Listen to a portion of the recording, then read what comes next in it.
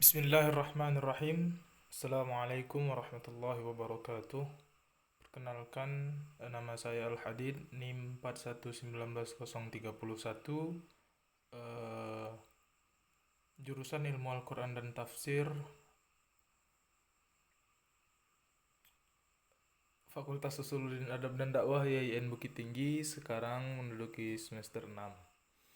Baiklah, PowerPoint ini saya buat untuk memenuhi salah satu syarat eh, mata kuliah yang Arab Al-Quran, yakni pada agenda ujian tengah semester dengan dosen Afdillah Nisa LCMA. PPT ini terkhusus hanya untuk jawaban nomor 1 dan nomor 6 karena nomor 2 sampai 5 sudah saya kumpulkan pada hari H pertemuan dalam bentuk double folio dengan format tulisan tangan.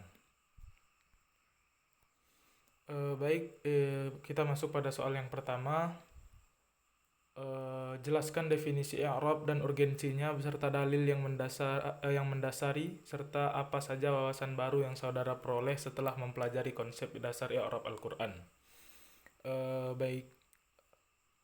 Dari PPT ini saya menjawab untuk definisi i'rab yakni al-i'rab huwa taghyiru awakhiril kalimi li ikhtilafi awamilid dakhilati 'alaiha lafzan aw taqdiran.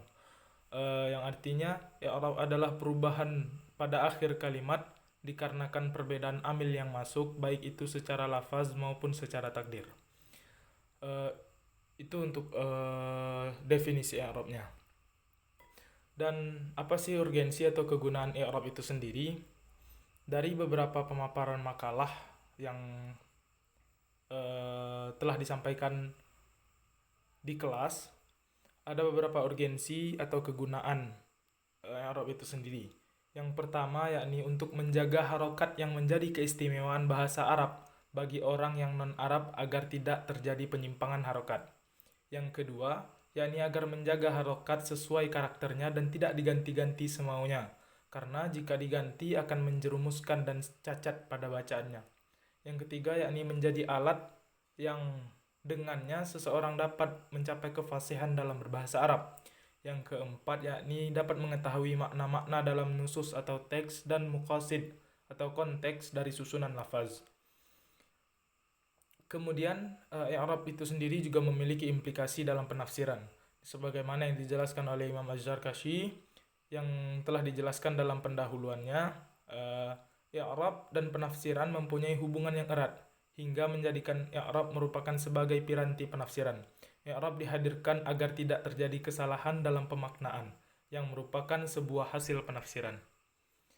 Dalil yang mendasari untuk ini saya ambil pada Quran surah Yusuf surah ke-12 ayat 2 yang artinya sesungguhnya kami menurunkan berupa Al-Quran berbahasa Arab agar kamu mengerti. Kemudian dalil yang kedua saya ambil dari perkataan Imam Syafi'i dalam kitab Syajarat Adz-Dzahab pada halaman pertama yang artinya siapa yang menguasai nahwu dia dimudahkan untuk memahami seluruh ilmu. Kemudian wawasan apa yang saya dapati setelah belajar i'rabul Quran ini?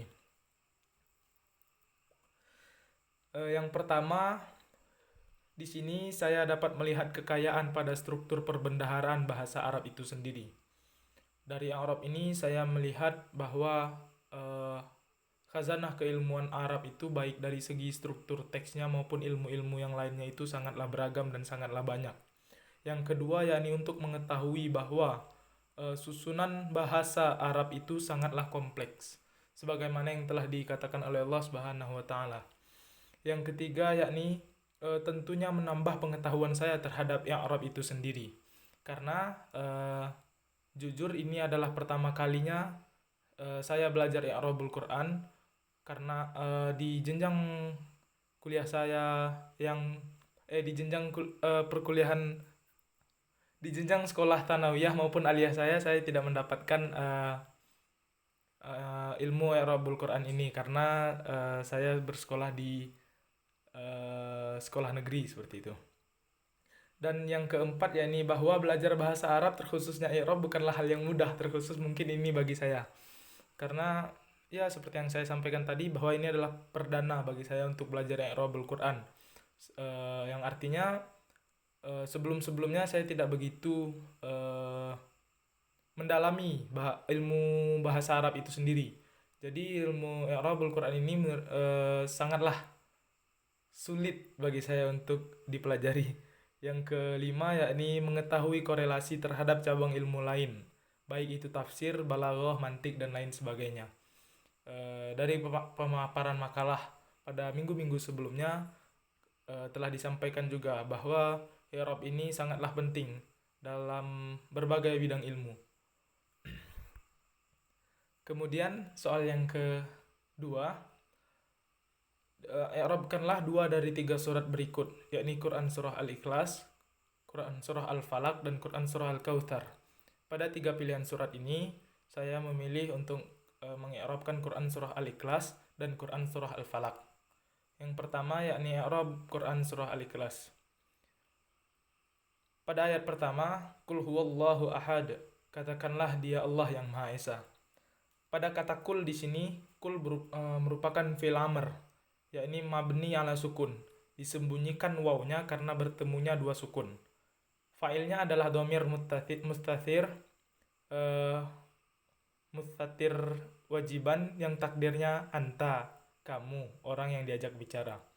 Kemudian pada kalimat huwallahu, dhamirnya munfasil, mubtada, fi mahali raf'in, mabni karena dhamir huwa, lafdzul jalalah, marfu dengan tanda rofaknya yaitu dhammah. Mubtada yang wallahu kedua atau badal dari dhamir. Marfu dengan tanda rofaknya adalah dhammah. Allahu khabar dari mubtada ahadu, karena merupakan isim mufrad. Pada kalimat kemudian pada ayat yang kedua yakni Allahus Somad, Allah adalah Tuhan yang maha bergantung kepadanya segala sesuatu. Susunan mubtada dan khobar keduanya marfu dengan tanda rofa dhammah. Yang pertama lafdzul zalalah, yang kedua adalah isim mufrad. Kemudian pada ayat yang ketiga, lam yalid wa lam yulad, tidak beranak dan tidak pula diperanakkan. Lam merupakan huruf nafi, majzum lam. Lam fi'il mudhari majzum, tanda jazamnya adalah sukun. Majzum karena ada yalid sebelumnya yang merupakan amil menjazamkan fi'il mudhari. Fi'il dhamir Allahu kembali kepada huwa, mustatir takdirnya. Yang pertama lam, yang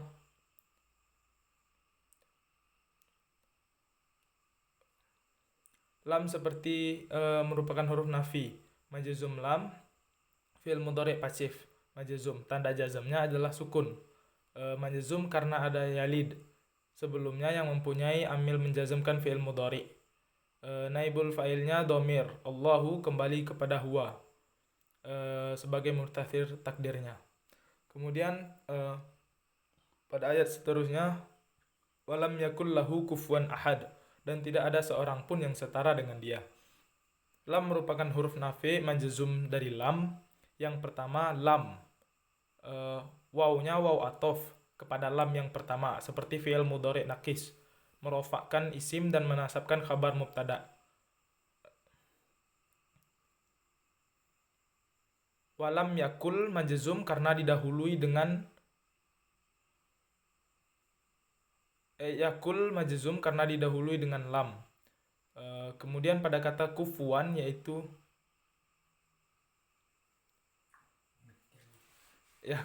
yakun dan jar waw majrur muta'alliq dengan khabar lahu yang didahulukan.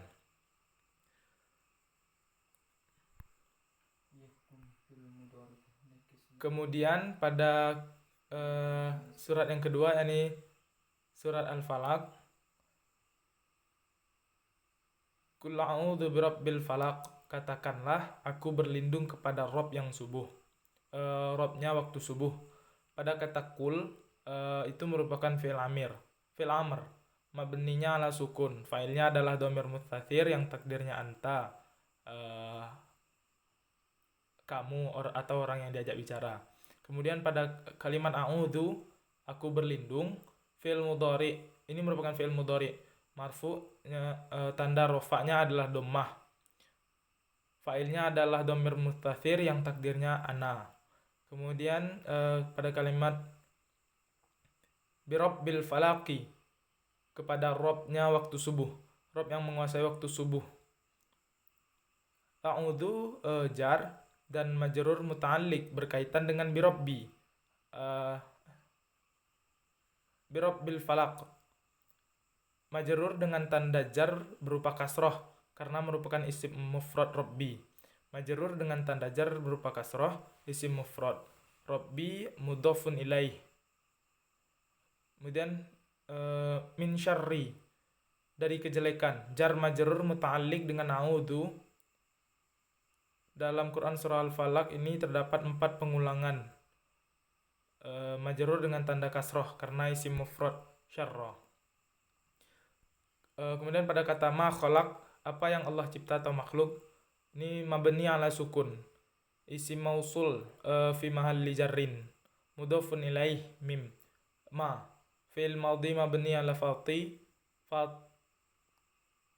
fathah dan fa'ilnya dhamir mutasir jawazan, takdirnya yaitu khalaq. Kemudian wa min syarri ghasikin idza waqab, dan dari kejelekan malam ketika gelap. Wawnya merupakan waw athof. Min syarri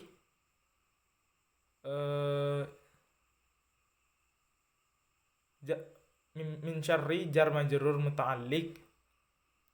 Kemudian majrur dengan tanda jar kasroh karena isim mufrad.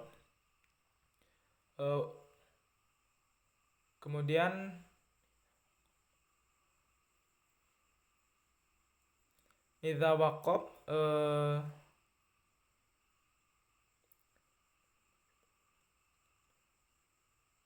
berkaitan dengan syarri ghasikin. Fi'il madhi mabni ala fathi, fa'il dhamir mutasir jawazan, takdirnya yaitu waqab. Kemudian pada ayat wa min syarrin naffasati fil 'uqad, dan dari kejelekan malam ketika gelap. Penjelasannya sama seperti sebelumnya. Wa min syarri majrur tanda jarnya kasroh. Syarri mudhafun ilaih dari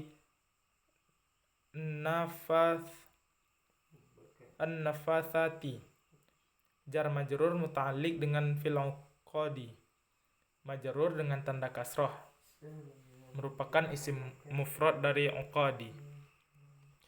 Kemudian ayat seterusnya yakni wa min syarri hasidin idza hasad, dan dari kejelekan malam ketika gelap. Penjelasannya sama seperti sebelumnya. Wa min syarri majrur tanda jarnya yaitu kasroh.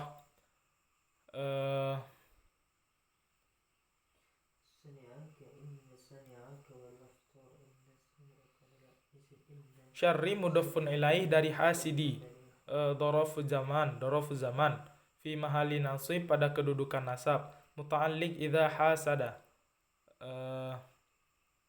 Syarri hasidin berkaitan dengan masdar. Huwa fi'il madhi mabni ala fathi, fa'il dhamir mustatir jawazan, takdirnya hasada. Sekian paparan ujian tengah semester saya pada nomor 1 dan nomor 6 ini.